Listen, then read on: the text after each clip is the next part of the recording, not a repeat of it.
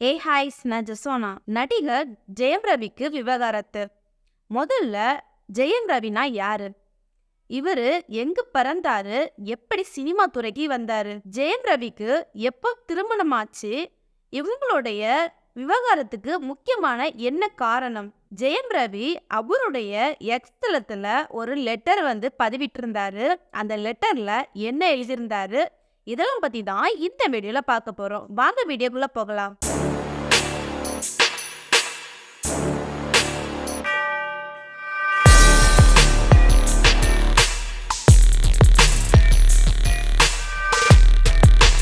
முதல்ல ஜெயம் ரவி எங்க பிறந்தாரு அப்படின்னு பார்த்தீங்கன்னா, மதுரை திருமங்கலத்துல அவர் பிறந்தாரு. எப்போ பிறந்தாரு அப்படின்னு பார்த்தோம்னா, செப்டம்பர் 10, 1980 இவர் பிறந்தாரு. இவருடைய தந்தை மோகன் பட தொகுப்பாளர், அதாவது படம் எழுதுறது, கதைகள் எழுதுறது அந்த மாதிரி அவர் பண்ணுவாரு. அது தாயார் ஆந்திராவை சேர்ந்தவர். அவங்க அம்மா ஆந்திராவை சேர்ந்தவங்க. அப்பா இந்த தமிழ்நாட்டு இந்த இடத்துல உள்ள பிளேஸில் உள்ளவங்க.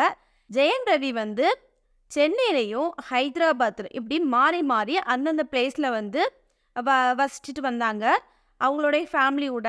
அதுக்கு பிறகு ஜெயம் ரவி எங்கே படித்தாங்க அப்படின்னு பார்த்தோன்னா, சென்னையில் தான் படித்தாங்க. அவருடைய பள்ளி படிப்பு அசோக் நகரில் உள்ள ஜவஹர் வித்யாலயா பள்ளியில் அவர் அவருடைய படிப்பு முடித்தார்.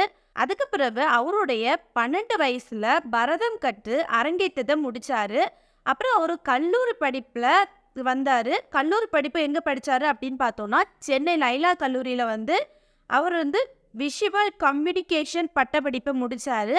அதுக்கு பிறகுதான் அவருக்கு என்ன தோணுச்சு, எப்படி அவர் சினிமா துறைக்கு வராரு அப்படின்னு நம்ம பார்த்தோம்னா, அதுக்கப்புறம் தான் படிச்சு முடிச்சாச்சு, நம்ம என்ன பண்ணலாம் அப்படின்னு யோசிக்கும்போது அவருக்கு சினிமா நம்ம சினிமாவில் போகலாம் அப்படின்னு ஒரு முக்கிய குறிக்கோளாக இருந்துச்சு. ஏன் அப்படி இருந்துச்சுன்னா, அவங்க அப்பாவாலையும் அவங்க அண்ணனாலையும். ஏன் அப்படின்னா, அவங்க அப்பா ஒரு படத்து கதையெல்லாம் எழுதுறது. அவங்க அண்ணன் இந்த படத்தை இயக்குவாங்களா அந்த மாதிரி.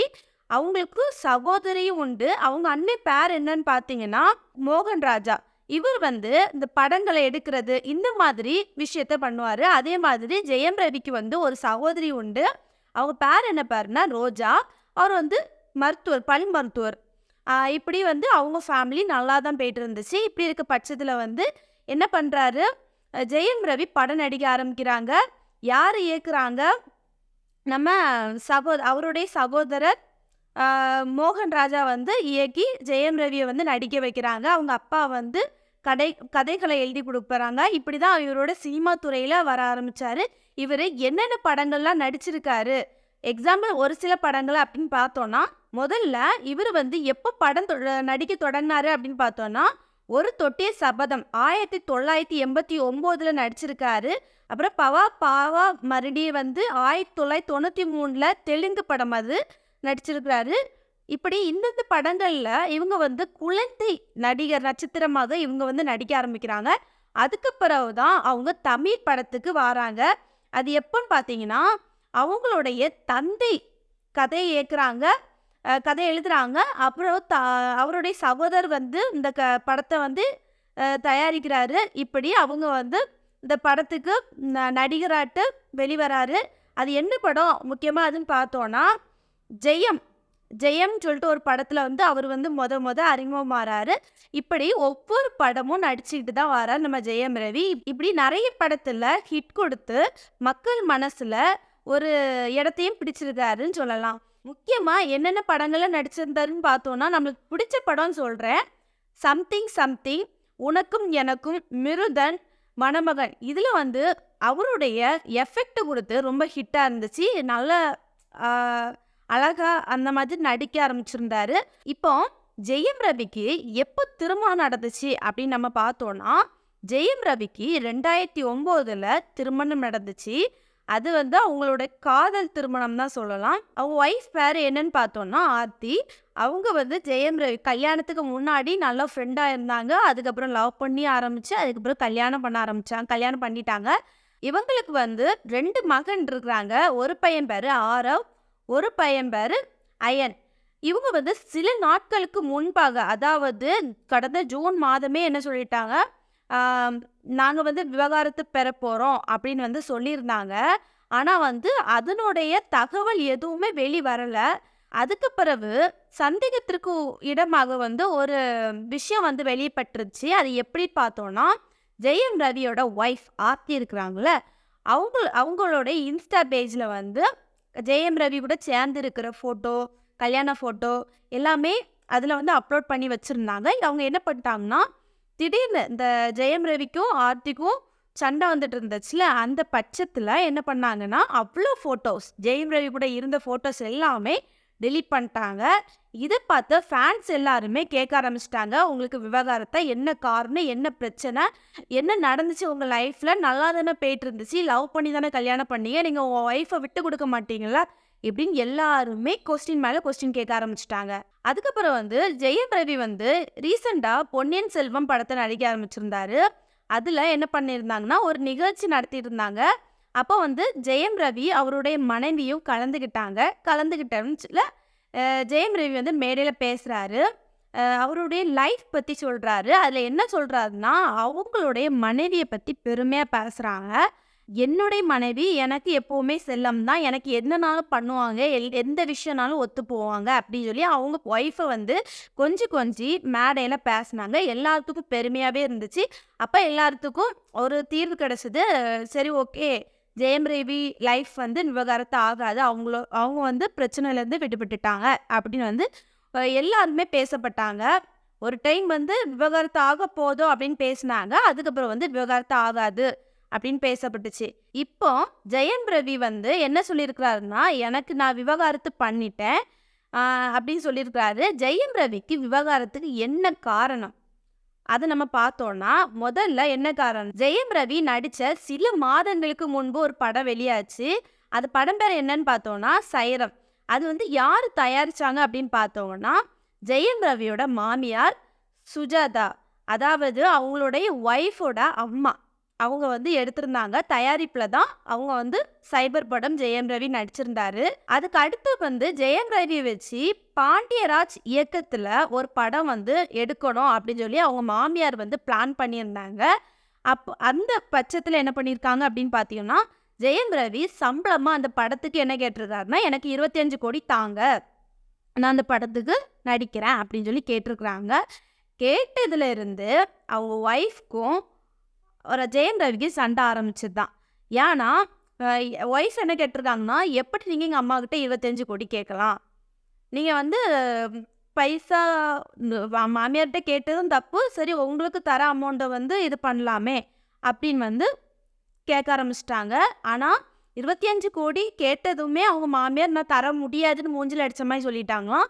அதுலேருந்து பிரச்சனை தொடங்கி இப்போ விவாகரத்து நிலையில வந்து இருக்குதாம். இப்போ ஜெயம் ரவி வந்து ஆர்த்திக்கும் ஜெயம் ரவிக்கும் டிவோர்ஸ் ஆயிடுச்சு. அவங்க வந்து டிவோர்ஸ்ல வந்து கையெழுத்து போட்டு குடுத்துட்டாங்க. இப்போ ஜெயம் ரவி வந்து அவருடைய எக்ஸ் தளத்துல ஒரு லெட்டர் வந்து வெளியிட்டிருந்தாரு. அந்த கடிதத்துல என்ன எழுதியிருக்குன்னு சொல்லிட்டு நம்ம இப்போ தெளிவா பார்ப்போம். அது என்னன்னு பார்த்தீங்கன்னா, வாழ்க்கை என்பது பல்வேறு அதிசயங்களை கொண்ட ஒரு பயணம் அப்படின்னு சொல்லியிருக்கிறாரு.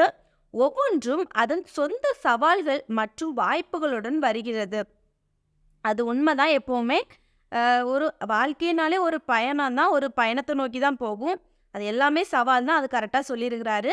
என்னுடைய பயணத்தை திரைப்படங்கள் வாயிலாகவும், திரை இல்லாத இடங்களில் தொடர்ந்து பார்த்து வருபவர்களுக்கு திரைத்துறை நண்பர்கள், பத்திரிகை, ஊடகத்துறை மற்றும் சமூக ஊடக நண்பர்கள், என் ரசிகர்கள் என அனைவரிடம் நேர்மையாகவும் வெளிப்படையாகவும் இருக்க முயற்சி செய்து வருகிறேன். அவங்க வந்து கண்டிப்பா அதே தான். அவங்களுடைய நேர்மையும் எல்லாமே அவருடைய லைஃப்பும் சரி எல்லாமே தெளிவா எப்படி சொல்றது, விவகாரத்திலோட என்ன ப்ராப்ளம் கூட யாரும் சொல்ல மாட்டாங்க. ஆனா எல்லாமே நேர்மையா தான் இவர் வந்து ஃபாலோ பண்ணிட்டு வராரு. அதுதான் இந்த லெட்டர்லயும் சொல்லியிருக்கிறாரு. எனவே மிகவும் நெஞ்சம் கசந்த ஒரு தனிப்பட்ட செய்தியை உங்களுடன் பகிர வேண்டிய கட்டாயத்தில் உள்ளேன். அதாவது அந்த விவகாரத்து விஷயங்கள் அதை தான் சொல்லியிருக்கிறாரு. நீண்ட கால யோசனை மற்றும் பல பரிசீலனைக்கு பிறகு ஆர்த்தியுடான எனது திருமணம் வாழ்விலிருந்து விலகுவது என மிகவும் கடினமாக ஒரு முடிவை எடுத்துள்ளேன். இந்த முடிவு எளிதாக எடுக்கப்பட்டதல்ல. என்னை சார்ந்தவர்கள் நலனை கருதி கொண்டு அவர்கள் நல்வாழ்விற்காக எடுக்கப்பட்டது. எல்லாமே பொறுமையா யோசிச்சு பல நாட்கள் கழித்து இந்த விவகாரத்தை பத்தி நான் தெளிவா சொல்றேன் அப்படின்னு வந்து ஜெயம் ரவி சொல்லியிருக்காங்க.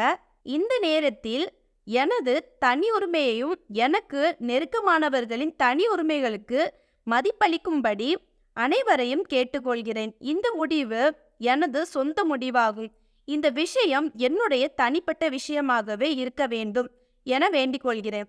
என்னுடைய முன்னுரிமை எப்போதுமே எனது நடிப்பின் மூலம் எனது ரசிகர்கள் மற்றும் மக்கள் மகிழ்ச்சி மற்றும் பொழுதுபோக்கு அளிக்க வேண்டும் என்பதே. அவருடைய லைஃப் இனிமேல் என்ன பண்ண போறாங்க அப்படின்னு தெளிவாக சொல்லியிருக்கிறாங்க. அவர் வந்து எல்லாமே மறந்து அவருடைய நடிப்பு மக்களுக்காக நான் வந்து எல்லாமே பண்றேன் அப்படின்னு வந்து சொல்றாங்க ஜெயம் ரவி அவங்க. நான் என்றும் எப்போதும் உங்கள் ஜெயம் ரவியாக இருக்க விரும்புகிறேன் அப்படின்னு சொல்லியிருக்காங்க. முக்கியமான பாயிண்ட், நான் எப்போதுமே உங்கள் ஜெயம் ரவியாக இருக்க விரும்புகிறேன் அப்படின்னு வந்து சொல்கிறாங்க. நீங்கள் எனக்கு அளிக்கும் ஆதரவை நன்றியுடன் உணர்கிறேன். எனக்கு தொடர்ந்து ஆதரவை தந்தமைக்கு நன்றி அப்படின்னு சொல்லியிருக்காங்க. இது வரைக்கும் ஜெயம் ரவிக்கு வந்து நிறைய ஃபேன்ஸ் இருக்கிறாங்க. ஏன்னா அவருடைய படம் அந்த அளவுக்கு இருக்கும். எல்லா ஃபேன்ஸும் ஜெயம் ரவிக்கு சப்போர்ட் பண்ணிட்டு தான் வராங்க. இப்பவும் என்ன சொல்கிறாங்கன்னா, நான் விவகாரத்து பெற்றேன், எனக்கு லைஃப் வந்து எல்லாத்துலேயுமே அவங்கள்ட்ட உண்மையாக ஷேர் பண்ணிட்டேன், எனக்கு எப்போவுமே நீங்கள் வந்து சப்போர்ட் பண்ணுவீங்க அப்படின்னு வந்து சொல்லியிருக்கிறாரு. நீங்கள் இந்த ஜெயம் ரவியோட விவகாரத்தை பற்றி என்ன நினைக்கிறீங்கன்னு கமெண்டில் சொல்லுங்கள். நெக்ஸ்ட் ஒரு இன்ட்ரெஸ்டான வீடியோவில் சந்திக்கிறேன். பாய்.